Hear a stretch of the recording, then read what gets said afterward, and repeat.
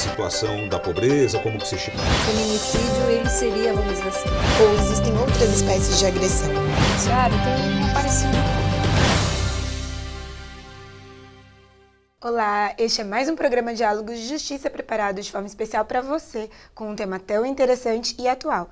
Em parceria com o IPAN, a Unisa produz este programa e o IPAN hoje está representado pela doutora Herta Padilha de Oliveira, que é juíza de Direito no Fórum Regional de Santo Amaro e é a vice-presidente do IPAN, Instituto Paulista de Magistrados. Doutora Herta, seja muito bem-vinda. Tudo bem, professora Ivelisse? Tudo, é um prazer estar aqui contigo. Prazer é meu estar aqui novamente. E hoje eu sou convidada especial. Especialíssima. Quero apresentá-la, doutora Viviane. Aqui o programa hoje está quase que em casa. É, com certeza. Então tá bom, doutora Viviane Nóbrega Maldonado. Ela também é juíza de Direito no Fórum Regional de Santo Amaro, especialista em Relações Internacionais pela FGV, mestranda em Direito Comparado pela Universidade de Stanford e ela é a conselheira do IPAN. Doutora Viviane, seja bem-vinda. Muito obrigada, é sempre bom estar aqui com as amigas, inclusive a gente vai revezando aqui os postos na mesa. É verdade, para quem acompanha nossos programas sabe que elas são também apresentadoras, compõem aqui a parceria e hoje ela é a protagonista do programa com um tema tão interessante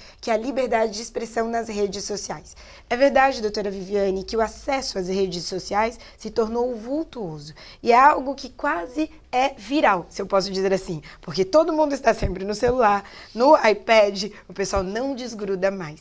Mas acontece que esse acesso às redes sociais pode ser algo muito positivo ou negativo. Como você vê esse crescimento em relação às redes sociais?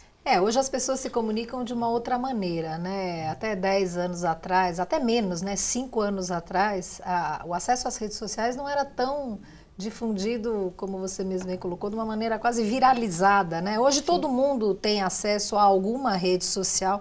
Se não tiver, é porque é daquele perfil bastante conservador que quer ser o do contra, né? Porque hoje é praticamente impossível você não, vamos dizer assim, se manifestar de alguma forma em alguma rede social. Até mesmo aqueles que não gostam daquelas redes sociais mais populares, vamos dizer, como Facebook, Twitter, acabam tendo, de alguma maneira, um perfil num LinkedIn, por exemplo, uma utilização profissional, enfim. De todo modo, a comunicação hoje ela se alterou, né? O modelo de comunicação se alterou e as pessoas hoje encontram outras pessoas e são encontradas através das redes sociais para finalidades diversas, né? Redes de relacionamento, enfim. Hoje existe rede social para tudo que é gosto. E como você também bem colocou, esse novo comportamento, vamos dizer, esse novo perfil, também gerou uma série de novas questões que têm que ser enfrentadas, né? Porque tudo que aparece para o bem aparece para o mal também, né? E particularmente, assim, a minha visão, no ano passado a gente teve uma demonstração bem clara disso, até em termos políticos, né? Até famílias romperam relações, né, em redes sociais por conta de posicionamentos políticos, bloquearam amigos de infância, não se falam mais. Então isso demonstra o quê na prática? Que as pessoas estão realmente expressando as suas próprias opiniões, né? Aquilo que elas conversavam talvez no almoço de domingo ou na mesa de bar, hoje elas conversam... deu um dado muito curioso, porque a pessoa chega a romper um relacionamento numa rede social. Será que ela faria isso pessoalmente? Não, e sabe... Então, será que essa questão da rede social não cria justamente um conforto, quase que um anonimato? Porque as pessoas não se encaram mais, né? Para trocar ideias, elas falam por interposta pessoa, que é a rede social. Eu acho que elas têm uma postura, dentro do que a doutora Herta disse, eu até compartilho, que outro dia eu vi uma pessoa que postou o fim de um relacionamento, tinha um casamento marcado, a pessoa teve o fim do relacionamento, ela postou o convite de casamento, a doutora Herta anunciou e falou tudo o que aconteceu. Quando eu peguei e li, eu falei assim, não, mas não era a cara da pessoa. Na prática, pessoalmente, a pessoa não teria coragem de dizer isso. Falar isso pra alguém? Eu acho que a falta desse confronto, desse contato direto, facilita, né? A gente ouve, né, na verdade, rompimentos até de casamentos, né, pelo WhatsApp. Sim. Então, porque a pessoa acaba sendo assim, você evita mesmo a confrontação. Então, ela cria uma coragem que talvez ela não tivesse. Exatamente. Né? Então, talvez ela é uma pessoa que desiste de um casamento ou não quer mais namorar uma pessoa, talvez seja um pouco mais doloroso ter que enfrentar ali o choro, o questionamento. Bloqueia, acabou. o assunto. Então, mas isso leva a uma outra consequência, né? As pessoas externam em redes sociais posicionamentos, pontos de vista, pensamentos que elas não fariam pessoalmente. Exatamente. Quais são as consequências disso? Então, esse na verdade a gente está aqui fazendo um introito, mas acho que esse realmente é o ponto principal, porque quando a gente só está tratando da nossa vida pessoal, nós somos responsáveis e cada um de nós é que tem que avaliar aquilo que pretende externar, se eu me casei, se eu me separei, se eu viajei, isso aí é uma avaliação absolutamente individual. Mas quando você passa a expressar uma opinião que tem algum conteúdo, uma significância social, é que surgem exatamente os problemas, né? Então, hoje a gente percebe que todas as questões polêmicas, né, que aparecem na nossa sociedade, questões ligadas, enfim, a título meramente exemplificativo, né? Questões, por exemplo, de relações homoafetivas, ou de direitos disso, ou direitos daquilo, ou mesmo voltando à questão ainda do posicionamento político. Quando você externa uma opinião, você não está externando algo individual seu, você está externando algo que, de uma certa maneira, afeta o seu conjunto social, a coletividade a qual você pertence, né? Porque nenhum homem é uma ilha. Por mais que você esteja ali atrás do seu teclado, você interage com aquelas pessoas. Aliás, esse é o objetivo da rede, a interação. Senão você escreveria para você mesmo. Então, na verdade, o ponto, a dificuldade é exatamente essa, né? E acho que esse é o aspecto que todo mundo tem que pensar, né? O que é possível dizer e o que não é possível dizer, né? Eu já, aqui mesmo, já num outro programa, a gente já abordou, eu me lembro que a doutora Herta me perguntou especificamente sobre isso, e eu lembro que eu falei bastante tempo a respeito dessa questão. A nossa liberdade não é irrestrita ou ilimitada. Nós somos, sim, responsáveis e há limites dentro daquilo que eu posso expressar e dentro daquilo que eu não posso expressar, que eu posso até pensar, mas eu não deverei expressar. Tá bem. Nós iremos para um rápido intervalo nesse programa que já está voando e é bem interessante para você. Fique atento que logo mais retornaremos. A situação da pobreza, como que se chama? O feminicídio, ele seria, vamos dizer assim, Ou existem outras espécies de agressão?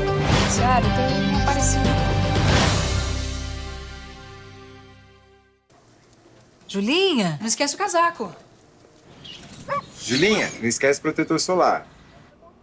Julinha, não esquece de escovar os dentes. Você que está sempre se lembrando de proteger sua filha, não pode se esquecer da vacinação contra o HPV para meninas de 9 a 11 anos. Ela previne o câncer do colo de útero, que afeta 15 mil mulheres todos os anos. Procure uma unidade de saúde do SUS ou fique atenta ao período de vacinação nas escolas. Vacinação contra o HPV. Proteção para a menina, saúde para a mulher. Meu nome é José Carlos Silva, tenho 18 anos. Eu adoro tocar guitarra e andar de skate com meus amigos. Minha mãe me chama de Zeca e eu confio muito nela. Ela sabe tudo sobre mim. Tudo mesmo. Ela sabe que eu quero ser um doador de órgãos. Na verdade, toda a minha família sabe disso e todos me respeitam. Disso eu tenho certeza. Eles entendem que eu quero ajudar outras pessoas, mesmo quando eu for embora. E eu sei que se for preciso na hora certa, eles vão falar por mim. E vão saber o que fazer. Os órgãos do José Carlos puderam salvar outras vidas, graças a uma conversa e uma linda decisão baseada em respeito, confiança e amor. Seja também um doador de órgãos e lembre-se de avisar a sua família sobre esse desejo. Sua família é a sua voz.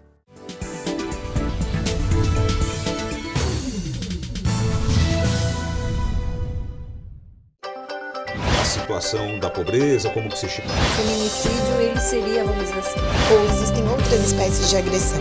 Tiara, tem um parecido. Estamos de volta, mais um programa Diálogos de Justiça, hoje abordando o tema liberdade de expressão nas redes sociais, com a nossa convidada especial, que já é da casa, a doutora Viviane Nóbrega Maldonado, e tem do IPAM sendo aí representado pela doutora Herta Helena Padilha de Oliveira, que está aqui conosco hoje. No último bloco, você estava comentando sobre essa questão de liberdade de expressão, e eu vou dar um exemplo. No espaço do meu perfil, o espaço é meu, eu posso escrever o que eu quiser, e se eu ali coloco a minha opinião sobre um partido político, sobre a questão religiosa ou a questão de uma opção sexual, se a doutora Herta vem e compartilha a minha opinião, há alguma responsabilidade naquilo que eu escrevo, apesar de eu ter a liberdade de expressão, e ela que compartilhou tem também responsabilidade? Antes de eu responder especificamente a questão do compartilhamento, né, e já me apegando a esse seu exemplo mesmo, existem discursos, vamos falar assim no sentido genérico, né, que são as nossas manifestações, que são perfeitamente legítimos, né? Então, por exemplo, eu pregar a minha religião numa rede social, ou eu defender um partido político, ou eu defender uma atuação política de algum candidato, quer dizer, são todos discursos absolutamente regulares, né? Quer dizer, eles apenas demonstram qual é o meu posicionamento perante um determinado tema. O problema que começa a surgir é quando você ultrapassa a linha da possibilidade da sua liberdade de expressão por parâmetros delimitados pela Constituição Federal. E quando isso acontece, basicamente? Quando você passa a ofender o direito de terceiros, né? Então, por exemplo, aí falando muito genericamente, né, o que não pode, então, ser dito e compartilhado são todas aquelas manifestações racistas, discriminatórias, abusivas, porque normalmente essas manifestações, e normalmente aquelas que acabam tendo maior relevo, né, até muitas vezes na mídia, são combatidas justamente porque estão atingindo um grupo de pessoas, um grupo específico. E a gente tem um parâmetro muito claro na Constituição, que é o do princípio da dignidade humana, né? Então entende-se que esse princípio, que é, vamos dizer, quase que o informador da Constituição para uma listagem gigante de direitos, ele é o balizador, sim. Então eu não posso dizer que eu não gosto da etnia X, ou eu não gosto da procedência dessa pessoa, porque, de uma certa maneira, eu estou atingindo, vamos dizer, um grupo ou uma pessoa, e isso estaria fora do meu limite autorizador, né? Então, respondendo agora objetivamente, né?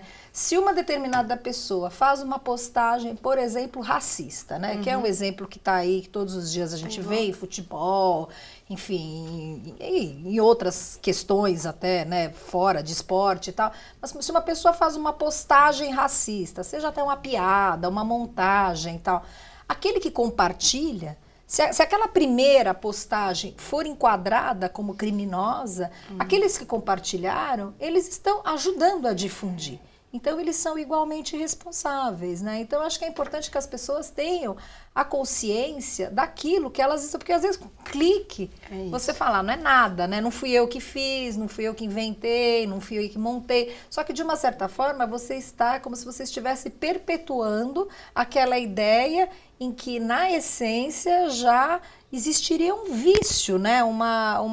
Vamos dizer assim, uma ilegalidade, né? Então, o compartilhamento torna aquela pessoa que compartilhou tão responsável quanto o próprio autor da postagem inicial, né? Fazendo um paralelo até com os crimes, né, de ofensa à honra, todo aquele que propala uma calúnia, ele está praticando um crime de calúnia. Então, ele ouviu uma informação falsa que alguém teria praticado um crime. E ele espalha essa notícia. Ele está praticando o mesmo crime de quem criou a informação falsa. Então, é mais ou menos a mesma coisa que acontece, não seria isso? Exatamente. Agora eu vou apimentar, então eu vou fazer uma outra pergunta. Se o que compartilha está propagando, e aquele que curte? Então, aí, é porque assim, a gente fala sempre em linhas gerais, né? Sim. Eu sou juíza como a doutora Herta, e a gente também não pode responder por todos os juízes, porque cada um vai ter um entendimento. A matéria é muito ampla, ela não é normatizada, né? Então, na verdade, vai muito da interpretação, né? Até a questão do compartilhamento, em tese, pode ser que exista alguém que não... que alguém compartilhe e ainda faça uma defesa contrária.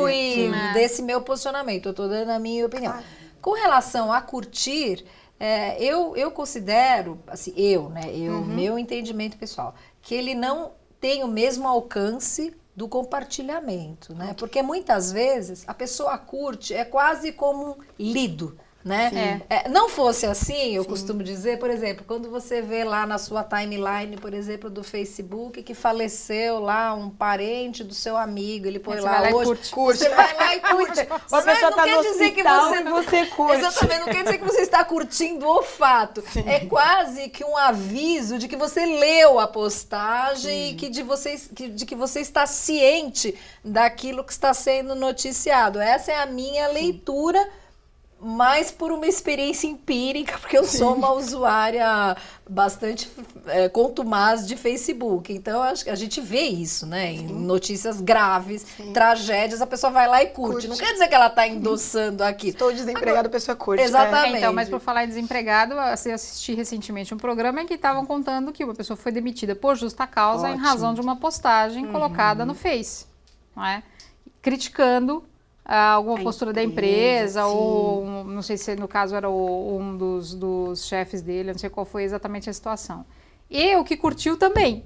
Olha então só. veja que o âmbito que a gente vai dar para esse fato de curtir é muito delicado. Exatamente. Acho que aí é bem discutível mesmo, né? Possivelmente esse que curtiu, também é que a gente não sabe o que vai no backstage, né? Às vezes pode ser que naquela circunstância específica, né? Pode ser que aqueles 2 ex-empregados, né? Agora, lamentavelmente, né? Pode ser que eles já tenham tido um problema prévio, sei lá, dentro da empresa. A gente não sabe, mas cai naquilo. São interpretações. Então, a máxima acaba sendo sempre a da cautela, né? Porque se você calhar de curtir alguma coisa e depois essa situação, essa postagem for entendida como indevida, há pelo menos o risco de você vir a ser responsabilizado ou pelo menos sofrer alguma consequência como essa que a doutora Herta acabou de colocar, né? Sim, deliciosa conversa e nós iremos para um rápido intervalo e logo mais nós retornaremos. A situação da pobreza, como que se chama? O feminicídio, ele seria, vamos dizer assim. Ou existem outras espécies de agressão? Claro, tem um parecido. Julinha, não esquece o casaco. Julinha, não esquece o protetor solar. Julinha, não esquece de escovar os dentes. Você que está sempre se lembrando de proteger sua filha, não pode se esquecer da vacinação contra o HPV para meninas de 9 a 11 anos. Ela previne o câncer do colo de útero, que afeta 15 mil mulheres todos os anos. Procure uma unidade de saúde do SUS ou fique atenta ao período de vacinação nas escolas. Vacinação contra o HPV, proteção para a menina, saúde para a mulher. Meu nome é José Carlos Silva, tenho 18 anos. Eu adoro tocar guitarra e andar de skate com meus amigos. Minha mãe me chama de Zeca e eu confio muito nela. Ela sabe tudo sobre mim. Tudo mesmo. Ela sabe que eu quero ser um doador de órgãos. Na verdade, toda a minha família sabe disso e todos me respeitam. Disso eu tenho certeza. Eles entendem que eu quero ajudar outras pessoas, mesmo quando eu for embora. E eu sei que se for preciso na hora certa, eles vão falar por mim. E vão saber o que fazer. Os órgãos do José Carlos puderam salvar outras vidas, graças a uma conversa e uma linda decisão baseada em respeito, confiança e amor. Seja também um doador de órgãos e lembre-se de avisar a sua família sobre esse desejo. Sua família é a sua voz. Anota aí, Desafio Universitário Empreendedor. Uma competição conectada com o seu tempo e com uma plataforma inovadora. O negócio é acumular pontos e conhecimento empreendedor com experiências reais e virtuais. Os vencedores ganham tablets, smartphones e viagens internacionais. Mas para você viver tudo isso, não esqueça. Inscreva-se agora.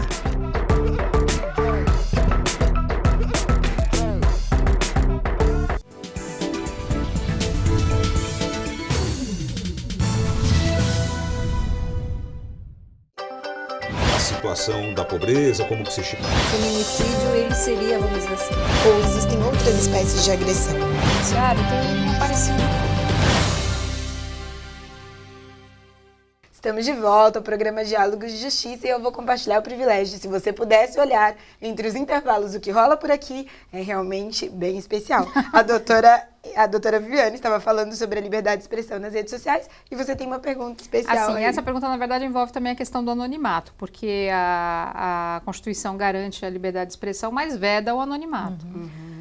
Foi recentemente no programa de televisão, fizeram até uma entrevista, uma reportagem sobre os haters. E qual era a situação? Uma moça teria sido vítima de estupro há vários anos atrás, uns 15 anos antes mais ou menos. E um determinado dia ela resolveu compartilhar isso na rede social e resolveu contar o que tinha acontecido, acreditando que dessa forma outras pessoas que teriam sido vítimas iam expor, iam ter coragem para colocar suas próprias experiências. E ocorreu, então, que ocorreram vários comentários, mas dentre esses comentários houve um extremamente cruel. A pessoa comentou que, então, teria ocorrido um benefício para ela, que aquilo, então, teria sido bom, que tomara que ela passe pela experiência de novo, alguma coisa assim. Bom, na entrevista foram atrás dessa pessoa, porque não dava para identificar inicialmente, também não sei como que ele comenta, acho que talvez se for aberto, né, qualquer um pode entrar, não sei, mas enfim, identificaram quem era a pessoa e perguntaram justamente isso, por que você colocou uma expressão dessa, né, um comentário desse? E ele falou, mas eu achei que era uma piada. Eu não achei que era verdade o que ela estava contando. Mas tem cara meio de desculpa isso. Pode até ser. Ele foi orientado a dar essa desculpa. Então, mas ele disse, eu conheço a pessoa, porque dela descobriu que era inclusive um amigo, conheço há muitos anos, nunca soube que tivesse acontecido alguma coisa dessa, eu achei que o que ela estava colocando não era verdadeiro, que era... Então, a dificuldade, como a gente está ali numa seara em que as pessoas não se olham, inclusive, elas não estão trocando, você não sabe qual é a extensão. Elas se sentem encorajadas. Mas, enfim, a mulher se sentiu extremamente ofendida com esse comentário. Haveria alguma possibilidade de responsabilização nesse caso? Então, sempre vai, logicamente, né, da avaliação do caso concreto, né? Se a pessoa fez a postagem, né, até no sentido de alertar outras mulheres, ou até de encorajar, enfim, que não deixassem para lá, né, crimes graves, né, como de estupro e tal. Então, aí é claro que tudo que você posta sempre está sujeito a algum tipo de interpretação jocosa. Isso quem posta sabe que está sujeito a algum tipo de crítica. Crítica que eu digo no sentido amplo. Você pode ter um apoio ou você pode ter uma crítica mesmo, ou uma piada no meio, né? Agora, da maneira como individualizadamente, como foi montada aquela frase, e se aquilo realmente atingiu a honra da pessoa, é claro que ela poderá pedir a responsabilização, né? E até foi bom você comentar a questão do anonimato, porque realmente muitas pessoas acabam utilizando perfis falsos, né? Para se resguardarem, né, de possível responsabilização, né? Mas eu costumo dizer, já tive com a doutora Herta em outros programas de televisão também, que hoje é relativamente fácil você descobrir quem é o usuário, né? Mesmo que você monte lá um perfil, porque para você abrir um perfil você tem que criar um e-mail, né? Então você cria um e-mail com nome fictício e tal, mas é relativamente fácil você saber, você conseguir localizar a pessoa. Aí existem aí mecanismos, né, processuais para você obter. Então, assim, é bom que as pessoas também saibam o outro lado, né, que realmente não é um território livre, o anonimato não é permitido e a possibilidade de você criar perfis fake e não ser pego também é pequena, porque se realmente for uma coisa de relevância, a vítima ou qualquer outro interessado, ou o Ministério Público, enfim, vai atrás e possivelmente vai chegar mesmo ao autor daquela postagem por meio da máquina que ele utilizou e tudo mais, né?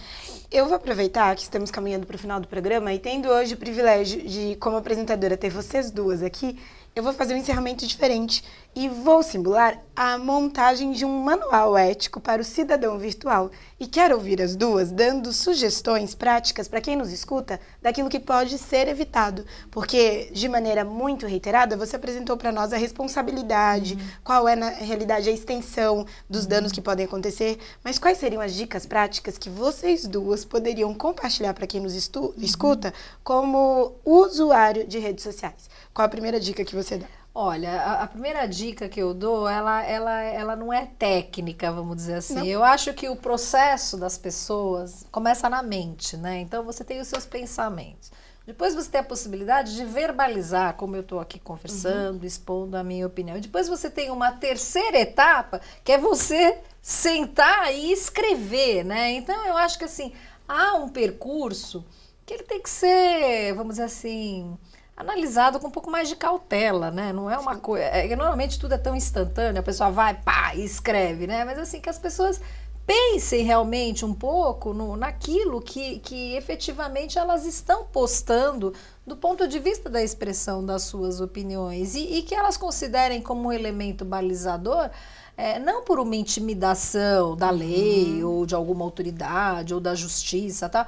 Mas que elas pensem do ponto de vista, que elas tenham um pouco de consciência daquele que vai ler ou daquele que vai receber, dentro desse exemplo dos haters, né, que a doutora Herta bem lembrou, hoje isso é um problema gravíssimo entre adolescentes, né? Que a gente fala do bullying, né? Então, existem casos, principalmente nos Estados Unidos, de meninas, né? Que porque são gordinhas ou porque não tem namorado, isso que acabam se suicidando em razão de comentários, né? Então, assim, eu acho que a minha dica não é nem técnica, olha, não é um manual, número 1, número 2, sabe? É que as pessoas tenham uma consciência de tentar, na medida do possível, se colocar do outro lado e tentar dimensionar se aquilo que elas estão manifestando não pode gerar um mal, né? Essa eu acho que seria uma dica para mim útil. Eu vou dar a mesma dica que eu sempre dei nas palestras que proferi sobre bullying em escola. Porque a gente fala para adolescente e para criança, eu acho que a linguagem tem que ser bem clara. É uma dica que a gente recebeu há mais de 2000 anos atrás, porque a gente já está agora em 2015, né? Não faça ao outro aquilo que você não quer que façam para você. Esse é o melhor parâmetro, né? Se coloque na posição do outro. Imagina, se você gostaria que aquilo fosse feito. Se você achar que tudo bem, não te causaria prejuízo nenhum, você passaria por aquela situação e tá tudo certo, então faça. Agora, se você sente que você não suportaria aquilo, que aquilo te magoaria, então não faça, porque esse é o melhor parâmetro de todos, né? Eu acho que é uma regra de moral, acima de uma regra religiosa, uma regra de moral que cabe em todas as religiões. E então, hoje, só para complementar o que a doutora Herta está falando, hoje existe, vamos dizer assim, já quase que uma doutrina da ética na internet, que passa justamente pela avaliação moral, que não é uma avaliação sensória, né? É uma avaliação moral, né? Dos limites morais e éticos. Eu agradeço a sua presença, o tema enriquecedor, e você é muito bem-vindo ao nosso programa. Muito obrigada, estaremos aqui juntas, provavelmente no próximo programa eu estarei sentada ali, mas vamos nos revezando aqui. Muito obrigada, Evelise Herta. Doutora Viviane, agradeço. Doutora Herta, muito agradecida também pela sua contribuição. Eu agradeço também, agradeço a doutora Viviane, nossa parceira permanente aqui no IPAN, sempre representando muito bem o Instituto, né? Verdade. E agradeço a oportunidade de estar aqui novamente. A Unisa e o IPAN trazendo para você essas informações, leve para casa e ponha no coração essas dicas especiais, éticas e morais para que você se torne cada dia o melhor cidadão do qual você pode ser. Nós agradecemos também a sua companhia no nosso programa. A situação da pobreza, como que se chama? O feminicídio, ele seria, vamos dizer assim. Ou existem outras espécies de agressão? Claro, tem aparecido